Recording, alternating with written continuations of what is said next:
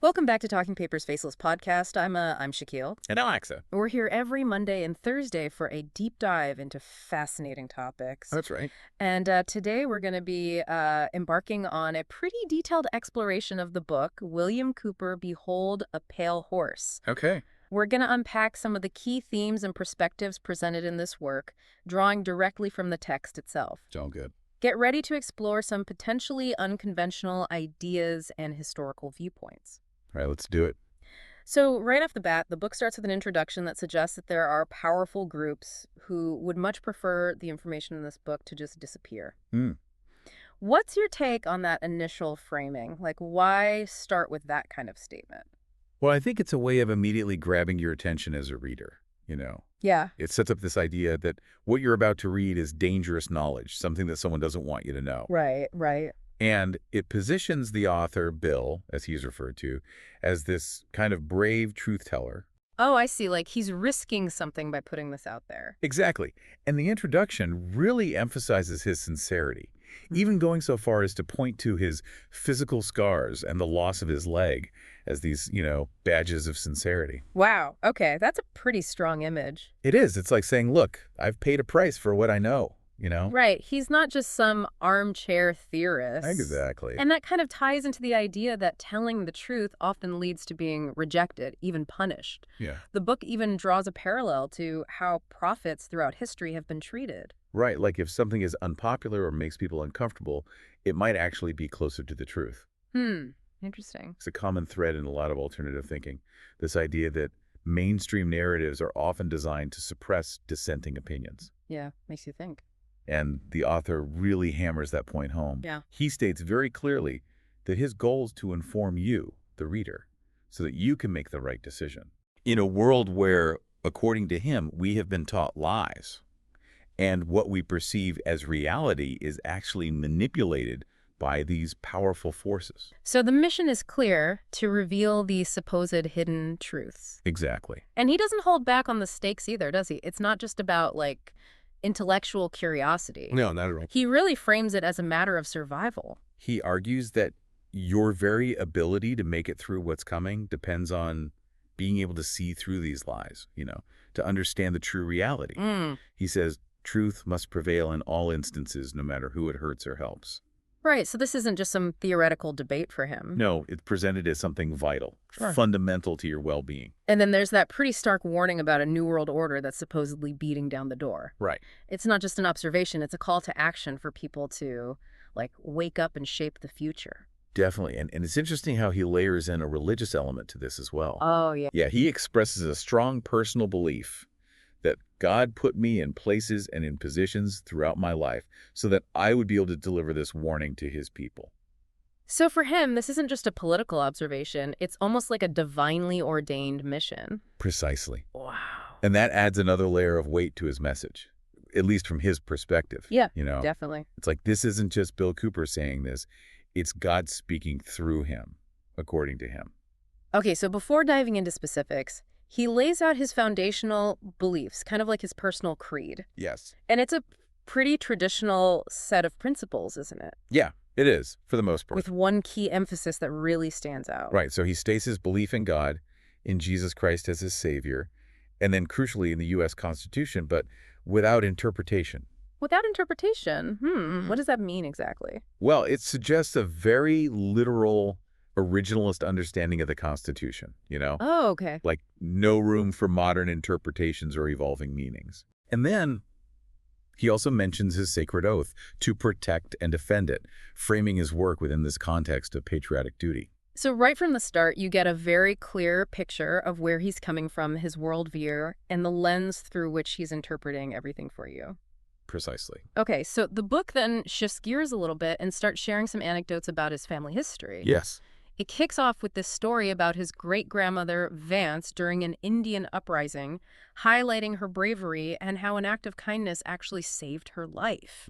What do you think the purpose of starting with such a personal story is? Well, I think it's a way of grounding the more extraordinary claims that come later in a sense of shared human experience, Oh, okay. It's like, before we get into conspiracies and secret societies, let me tell you about my family. Let me connect with you on a personal level. Humanize himself a bit. Exactly. And it also subtly introduces a theme of survival, but Right. through unconventional means. Oh, yeah. Yeah, so his great-grandmother doesn't survive through violence or aggression, but through understanding and even compassion for those perceived as a threat. Interesting. It's almost like a foundational lesson right at the beginning for you, the reader.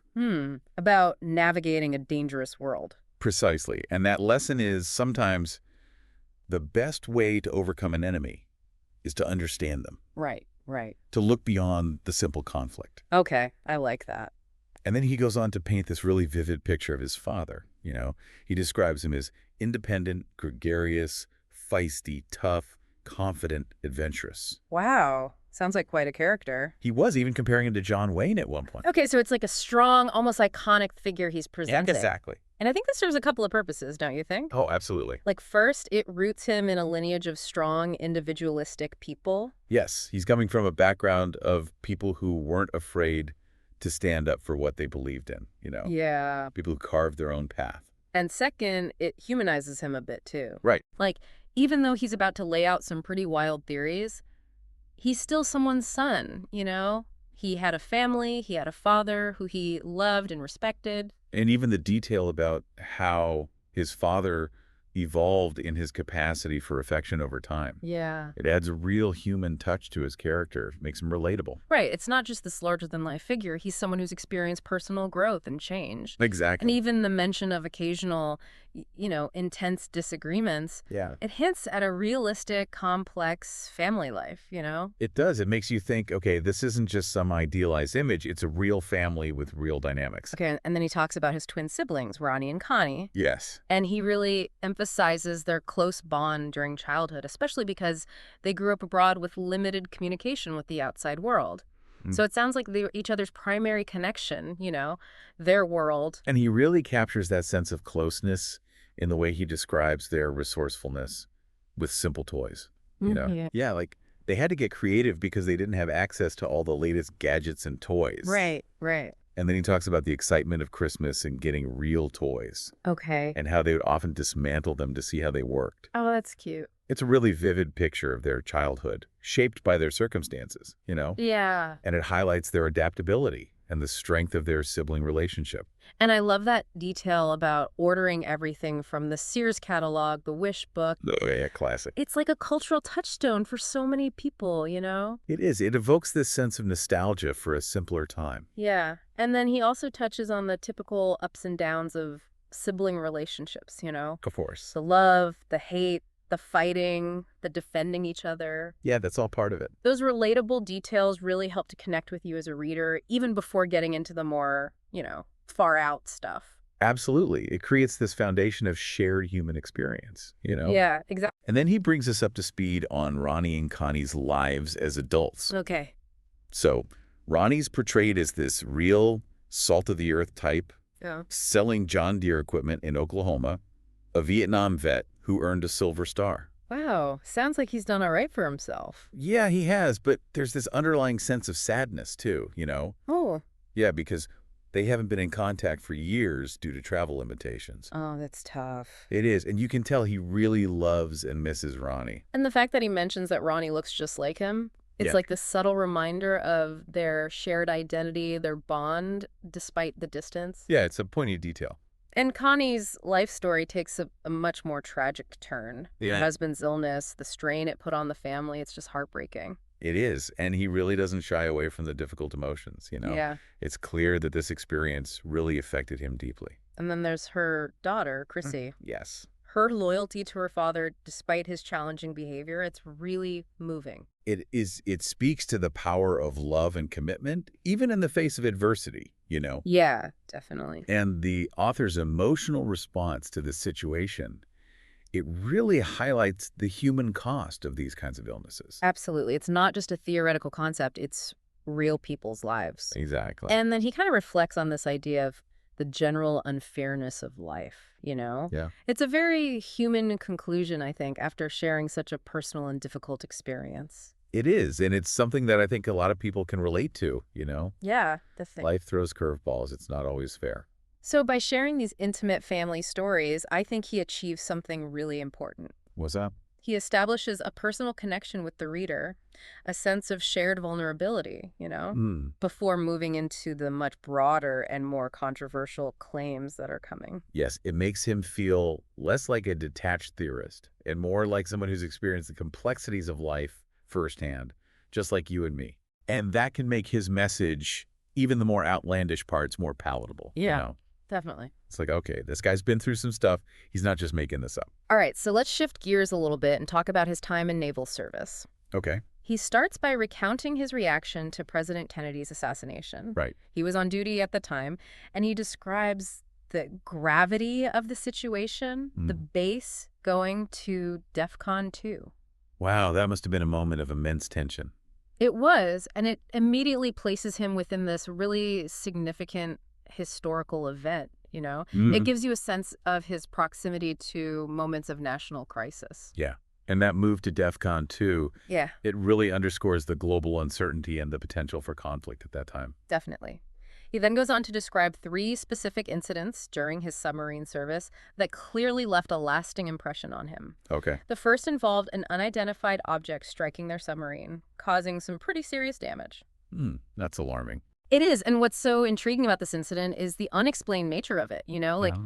the damage to the submarine suggests a substantial impact, but the object remains unidentified. Right. So it immediately introduces this element of the unknown, the unexplainable, into his narrative. It does, and it starts to plant that seed of doubt, Right, yeah. Yeah, like what if there are things out there that we don't understand, things that are beyond our conventional explanations? Right, it's almost like a foreshadowing of the more UFO-centric stuff that comes later. Exactly. The second incident he describes was witnessing another submarine return to port with damage from a torpedo passing through its sail during an exercise. Wow, that's scary. It is, and it really underscores the inherent dangers of these kinds of military operations.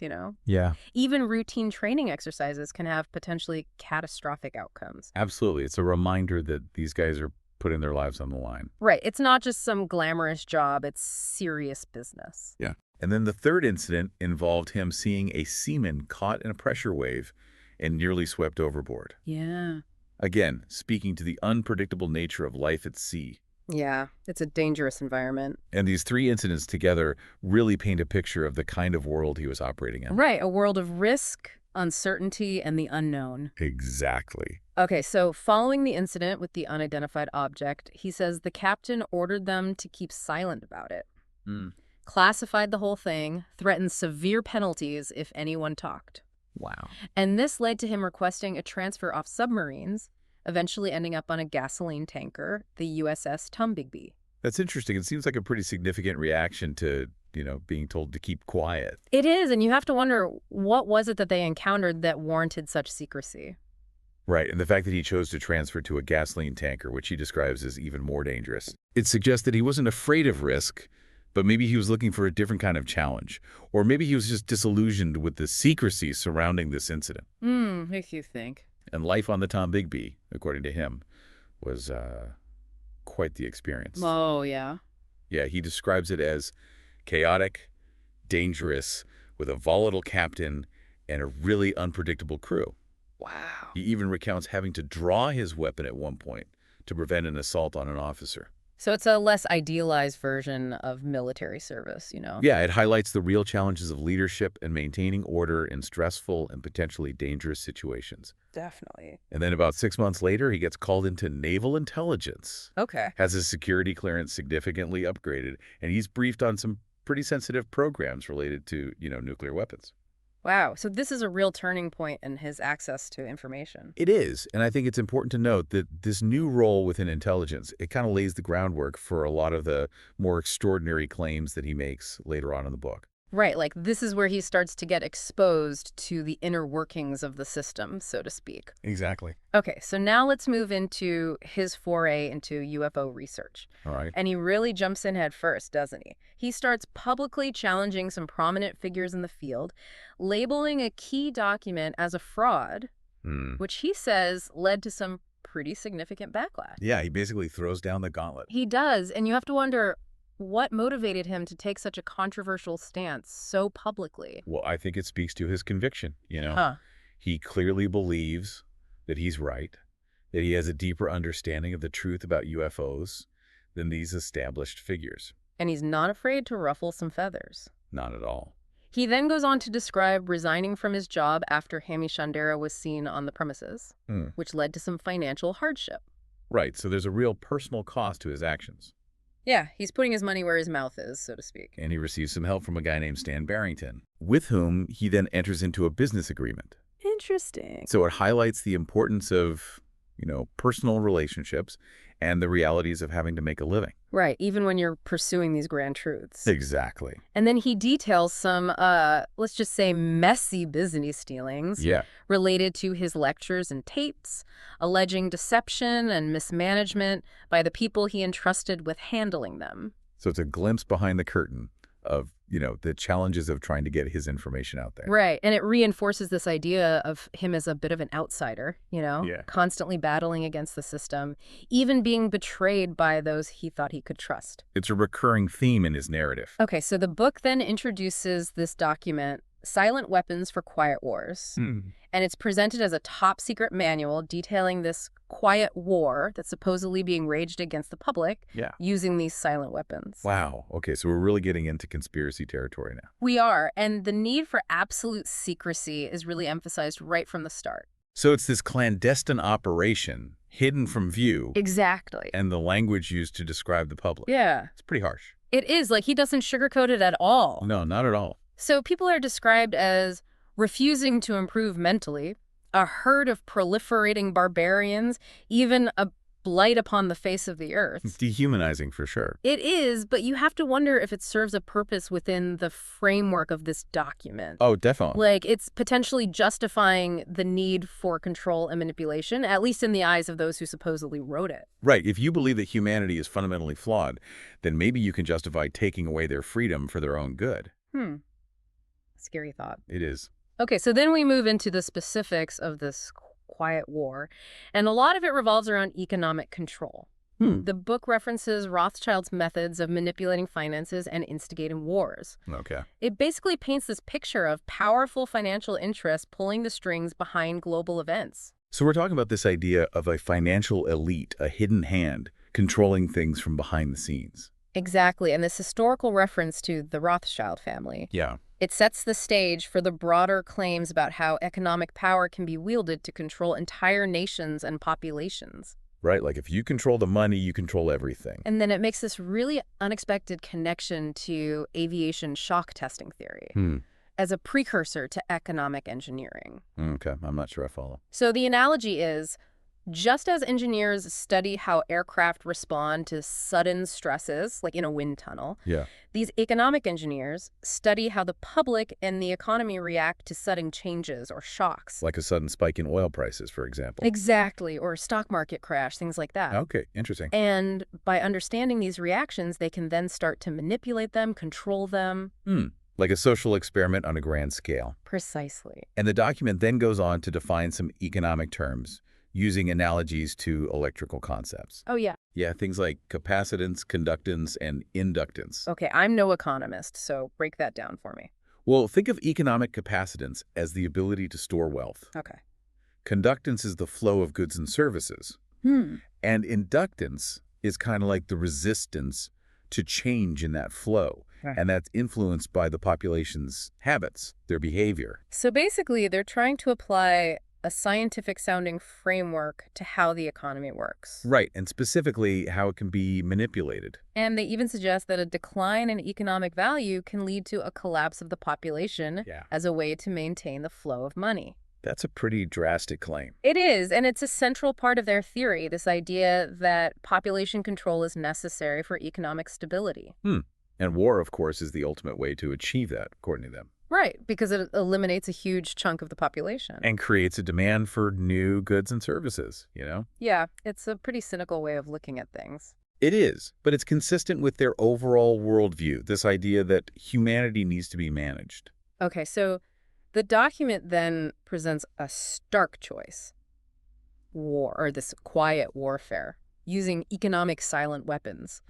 And they claim that quiet warfare was the path that was chosen. So instead of open conflict, they opted for a more subtle, insidious form of control. Exactly. And they even use the phrase benevolent slavery and genocide to describe it. Which is incredibly chilling, especially the benevolent part. Yeah, it's like they're trying to sugarcoat something truly horrifying. It's almost Orwellian, you know? It is. It's this idea of control disguised as kindness. And they give a very concrete example of how these silent weapons are deployed. Okay. So they talk about manipulating the prices of basic goods, things like food, fuel, housing, Okay. and then observing how people react. So it's like a social experiment. It is, but on a massive scale. And the goal is to Gain complete control over the public economy, make it predictable, even self-destructive, And why would they want to do that? so that people will willingly give up their freedom Oh. in exchange for the illusion of security. So it's like create a problem, then offer the solution. Exactly. And that solution just happens to involve them being in control. Precisely. It's a classic power move. And they talk about these economic amplifiers or strategies that are used to change the economic system. Okay. And they describe the design of these strategies as almost like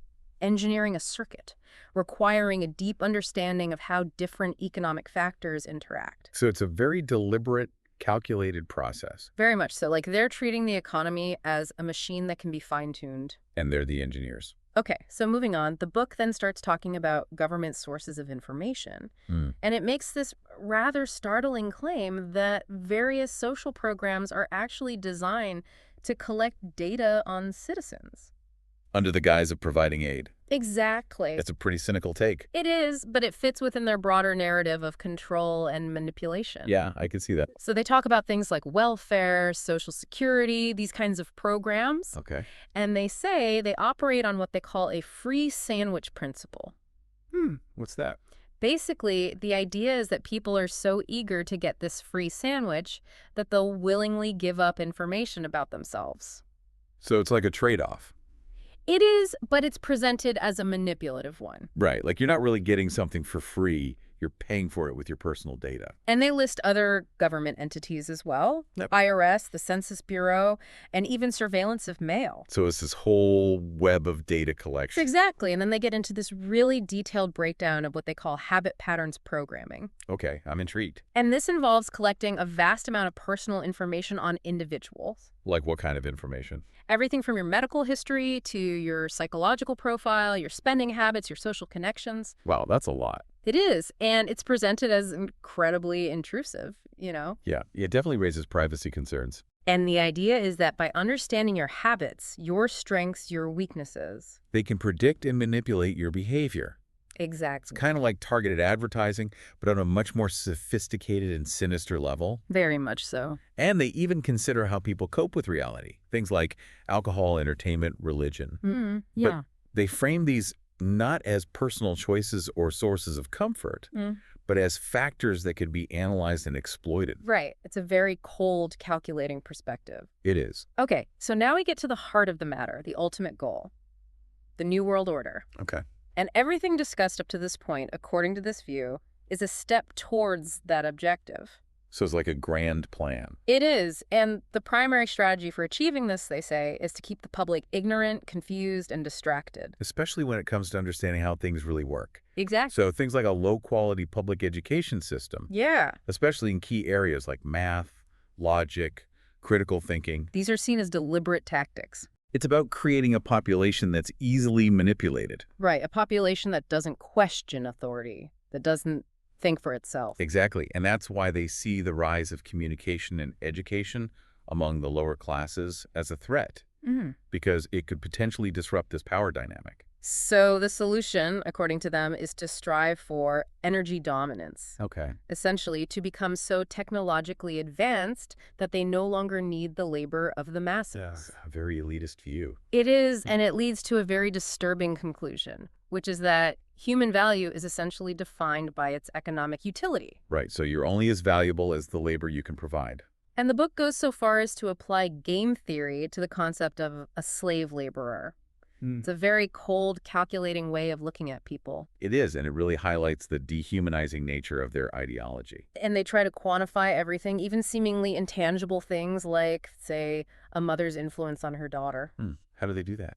They argue that a mother who teaches her daughter to be independent and resistant to authority is actually a threat to the system. So it's like Even your upbringing, your family dynamics are analyzed and factored into their calculations. Precisely. It's a very all-encompassing view of control. And then the book breaks down social factors of control even further, assigning labels like mother, junior, sister, cattle to different segments of the population. And these labels come with some pretty stereotypical and often negative descriptions. They do, and it's a way of outlining perceived vulnerabilities and motivations that can be exploited. Right, so mother is ruled by emotion, junior is easily swayed by peer pressure, sister is materialistic, and cattle are just the mindless masses. It's a very crude and oversimplified view, but it serves their purpose. And the author ends this section with a very strong statement. Yeah, he really lays it on the line. He claims that this chapter reveals the entire plan of the elite, and he warns readers